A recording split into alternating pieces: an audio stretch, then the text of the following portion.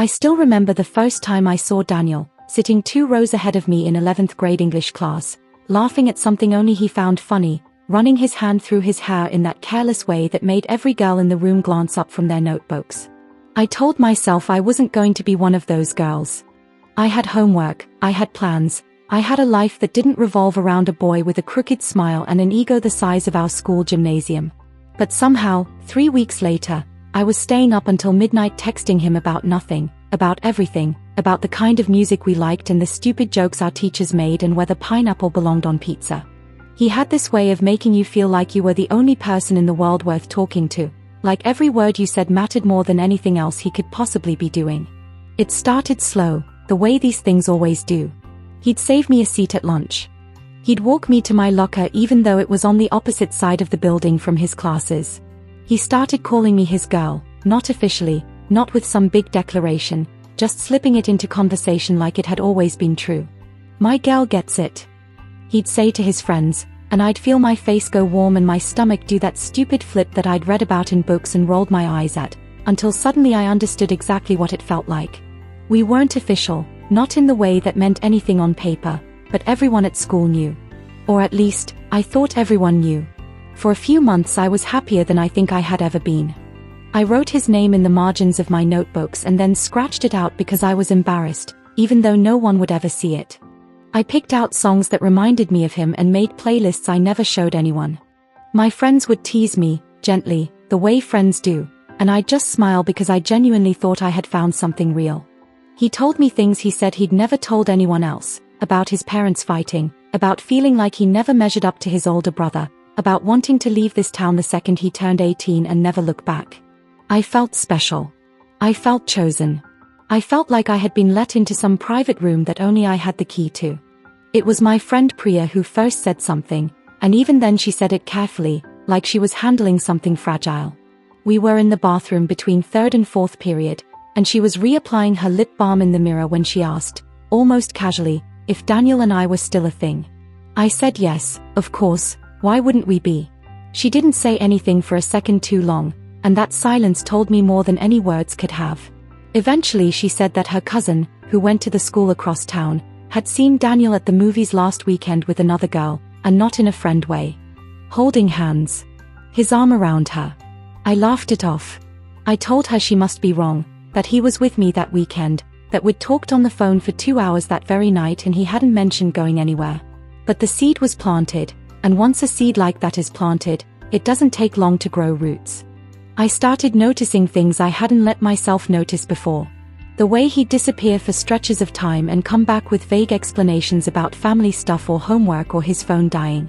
The way certain girls in our grade would get quiet or weird whenever his name came up.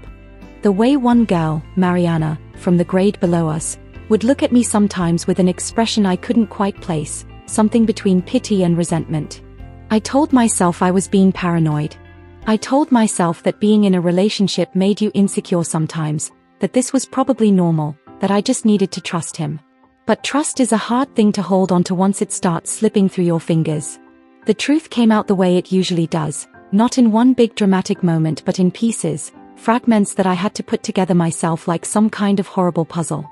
I found a message on his phone when he left it on the table to go get us drinks at the cafeteria, a message from a number saved as a heart emoji, saying something about missing him and asking when she'd see him again. I told myself there could be an explanation. I asked him about it that night, gently, not accusing, just asking. And that was the first time I saw a different version of him. His face changed in a way that scared me a little, even before he said anything. He asked me why I was going through his phone, like that was the real crime here, like my question wasn't even worth answering. I tried to explain that I'd seen it by accident, that I just wanted to understand, and he laughed, this short, ugly laugh that didn't sound like him at all. He said I was being crazy, that I was imagining things, that I was just looking for reasons to start drama because that's what girls like me always did. Girls like me. I didn't even know what that meant, but it stung anyway, the way he said it, like I was a category of person he had already decided was beneath him. After that, I started paying closer attention, and the picture only got worse. I talked to Mariana eventually, really talked to her, and she told me everything, how he'd been seeing her on and off for months, how he'd told her similar things, Similar stories about his family, similar promises. There was at least one other girl too, a senior named Beth, who I barely knew but who, it turned out, had also believed she was his girlfriend. We were all telling each other the same stories like we were reading from the same script he had written for each of us individually. It felt less like heartbreak and more like waking up from being drugged, that horrible disoriented feeling of realizing the floor had never actually been solid. I confronted him again, this time not gently. I told him I knew everything, that I'd talked to Mariana and Beth, that I knew he'd been lying to all of us the whole time. I expected him to be embarrassed, maybe even to apologize, some small part of me still hoping there was an explanation that would make this hurt less. Instead, he got angry in a way I had never seen before, not at himself, but at me. He said I had no right to go around talking to people about his business, that I was making him look bad, that I was the one causing problems by not being able to just let things be simple. He said things that I won't even repeat, things meant to make me feel small, things about how I wasn't even that important to him in the first place, so why was I making such a big deal? And then it got worse, because he started doing it in front of people. The next day at school, he made comments in class, just loud enough for everyone around us to hear, little jokes at my expense, about how clingy I was, how I'd made up some story because I couldn't accept that he'd never really cared. He twisted everything, made it sound like I was the unstable one, the one who couldn't handle being just friends, the one who'd been delusional this whole time. I sat there feeling my face burn, feeling everyone's eyes on me, and I didn't say anything, because I didn't know how to defend myself against someone who could lie so smoothly, so confidently, in front of an audience. For a while I just took it. I told myself it would pass, that people would forget, that if I just kept my head down it would all blow over. But it didn't blow over. It got worse every day, little comments turning into bigger ones, his friends laughing along because that's what friends do, even when they probably knew better. I started dreading school. I started feeling sick on Sunday nights just thinking about Monday. I lost weight without trying to. My mom asked me what was wrong and I told her nothing, because how do you explain something like this to your mom? How do you say that a boy made you feel crazy and then made everyone else think you were crazy too? It was Priya, again, who helped me see a way out of it, though it took me a long time to actually do anything about it. She said that the only reason he could get away with any of this was because everyone only knew their own piece of the story. Mariana didn't know about me. Beth didn't know about Mariana. I hadn't known about either of them. He'd been able to keep his little system running because nobody had ever put all the pieces together in front of everyone at once. So that's what we did. The three of us, Mariana, Beth, and I, we talked, really talked, for the first time without him in the room to twist our words. We compared messages, dates, stories he'd told each of us, and the overlaps were almost funny in how blatant they were once you saw them side by side. We didn't want revenge, not exactly, or at least that's not how it felt. We wanted the truth to exist somewhere outside of our own heads, where we could keep it and not feel crazy anymore.